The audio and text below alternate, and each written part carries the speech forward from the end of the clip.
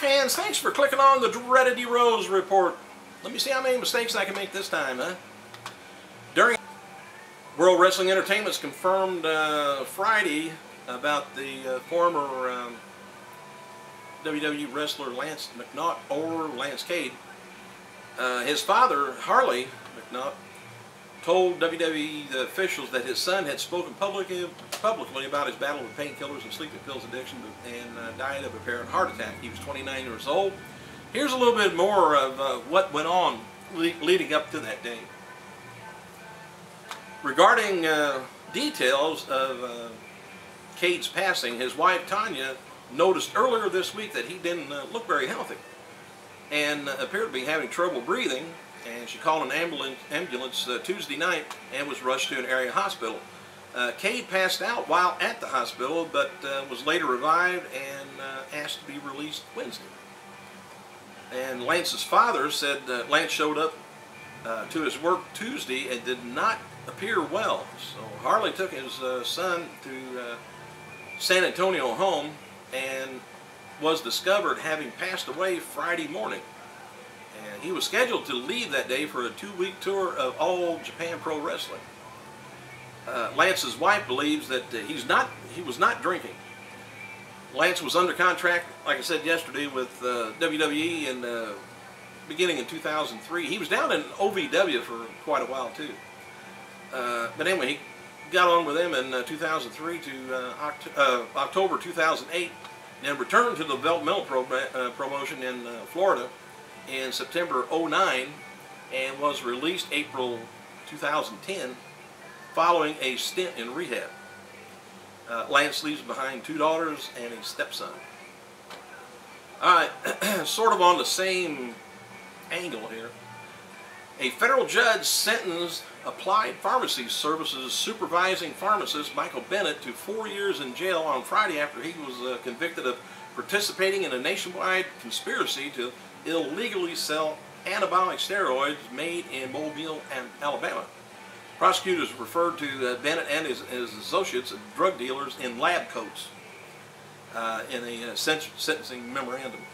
Applied Pharmacy Services clients include TNA star Kurt Angle, former WWE star Bob Howard, also known as Hardcore Holly, UFC fighter Shane Carwin, several bodybuilders, and all 3 were named as drug recipients in the court on Friday.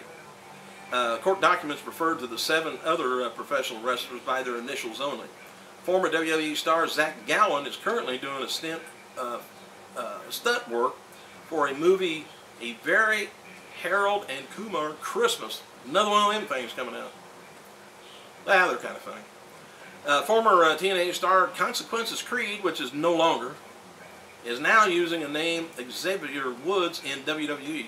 Woods has grown his hair longer and now sports a beard, or supports a beard, either one. Rey Mysterio will be appearing in Disney's DX's Zeke and Luther show coming up this Monday at 8:30 p.m. I don't know what's that. WWE FCW taped its 100th episode of TV on Thursday night.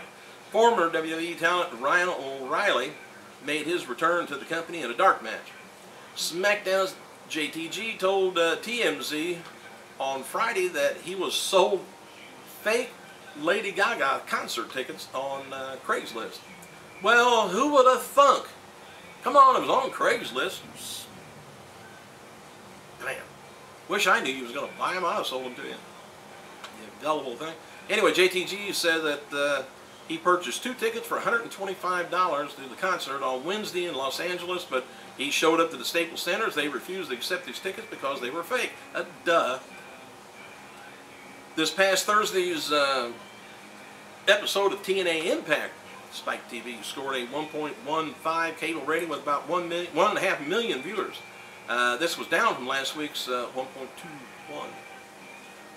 The premiere of TNA's reaction, though, aired right after Impact scored a good 0.87 with about 1,140,000 viewers. Not bad for a premiere showing. Hope it did good, because if you didn't like it, it's going to be awful down next week. further fueling speculations that Tiffany is on the brink of being released by the World Wrestling Entertainment as a result of her arrest last Sunday, a possibility currently being considered amongst talent. All images of the diva performing were removed from the opening sequence of Friday's episode of SmackDown. She was replaced by shots of Michelle McCool and MVP. Click on yesterday if you don't know what I'm talking about and what happened with Tiffany. I'm not going to repeat it. I will over there, though. Alright, the PNE Agrodome in Vancouver is advertising these matches for WWE Super Show on October 16th. Christian versus The Miz in a SmackDown versus Raw match for the U.S. Championship. Matt Hardy takes on Dolph Ziggler versus Cody Rhodes in Intercontinental Championship. The Hart Dynasty and Straight Edge Society for the Unified Tag Team Championship.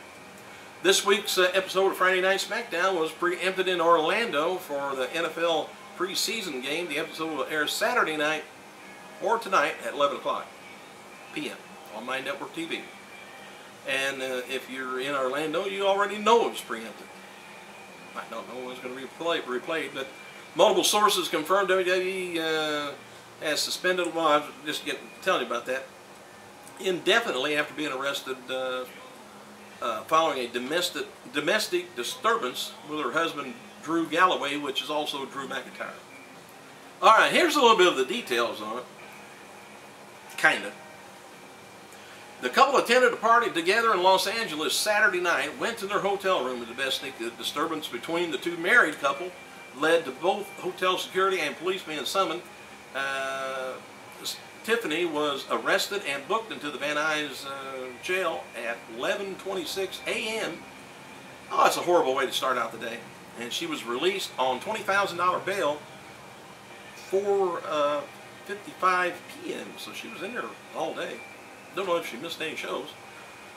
Anyway, Tiffany is scheduled for a hearing on September 2nd in Los Angeles Municipal Court, Division 141, in case you want to take a note of it. She was immediately sent home once WWE officials were made aware of the situation. Her lawyers believe she will be cleared of all charges. The suspension is suspected to remain in place until she's officially cleared. Earlier reports that the incident took place on Tuesday in San Jose hotel were incorrect. So maybe don't look back on yesterday's report. It's been speculated amongst the WWE performers that Tiffany may be released by the organization officials since she was in the Los Angeles area representing the company to promote SummerSlam. WWE has let talent go in the past as a result of incidences at hotels, which I don't know if they're talking about Rhino or not. I know that happened. And somebody else too. I don't think it was Christian. I forget that. Anyway, it's been confirmed that acclaimed Magician Comics, Penn and Teller, are now back on as guest hosts for September 20th edition. Monday Night Raw taking place in Indianapolis. The official WWE website previously scratched the duo from the lineup of the upcoming Raw as guest hosting then. But now they're back. They just disappeared and all at once they reappeared. That's what they're back to, a lot of it.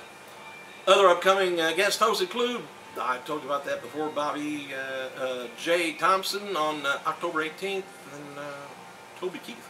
Didn't have a date on there. WWE's changed their upcoming upcoming single brand house shows to Raw and SmackDown Super Shows. The following events has been changed. October 16th, Pepsi Center, Denver, Colorado. Get your money together. October 16th, PNE Agrodome in Vancouver, British Columbia. October 17th, Save On Foods Memorial Center, Victoria, British Columbia. WWE's confirmed that both CM Punk and Luke Gallows have joined Twitter. Now all is right with the world, except we need to get Osama on Twitter so we can follow his ass.